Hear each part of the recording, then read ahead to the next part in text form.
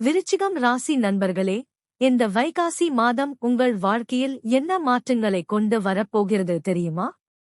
உங்கள் எதிர்பார்ப்பு என்ன? கமெண்டில் சொல்லுங்கள்.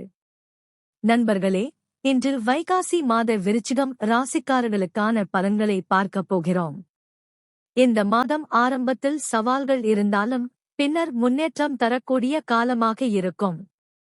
மாதம் முழுவதும் சூரியன் ரிஷபத்தில் இருப்பதால் உறவுகள், கூட்டாண்மை விஷயங்களில் கவனம் தேவை. ஆரம்பத்தில் செவ்வாய் மேஷத்தில் இருப்பதால் வேலை, ஆரோக்கியம் தொடர்பான விஷயங்களில் ஆற்றல் இருக்கும், ஆனால் அழுத்தமும் இருக்கும். மே 26 வரை குரு மிதுனத்தில் இருப்பதால் இது உங்கள் 8ஆம் இடம்.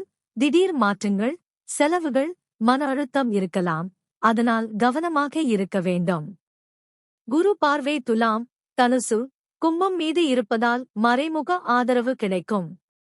மே 26க்கு பிறகு மிகப்பெரிய மாற்றம், குரு கடகத்திற்கு மாறுவதால் இது உங்கள் 9ஆம் இடம். அதிர்ஷ்டம், உயர்வு, பயணம், நல்ல வாய்ப்புகள் கிடைக்கும். இந்த காலத்தில் உங்கள் வாழ்க்கை முன்னேற்றம் பெறும்.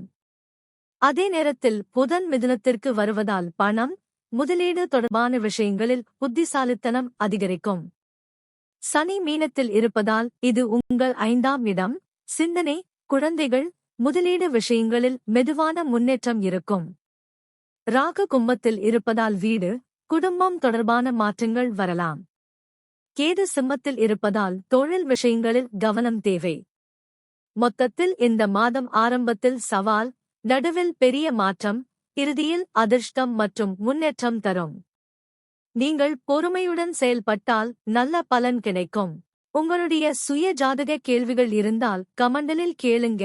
உங்கள் பிறந்த நியதி, பிறந்த நேரம், பிறந்த இடம், உங்கள் கேள்வி மற்றும் உங்கள் இமெயில் ஐடி ஆகியவற்றை கமெண்டில் சொல்லுங்க. இது ஒரு இலவச சேவை. உங்களுடைய கணிப்பு இமெயில் மூலமாக அனுப்பி தரப்படும்.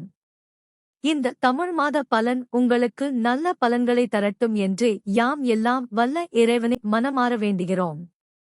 இந்த காணொளி பிடிச்சிருந்தா லைக் பண்ணுங்க, கமெண்ட் பண்ணுங்க, ஷேர் பண்ணுங்க. மேலும் தினமும் இப்படிப்பட்ட ஜோதிட தகவல்களுக்கு எங்கள் கியூப் டிவி தமிழ் ஜோதிடம் சேனலை சப்ஸ்கிரைப் பண்ணுங்க. நன்றி, வாழ்த்துக்கள். மீண்டும் சந்திப்போம் நண்பர்களே.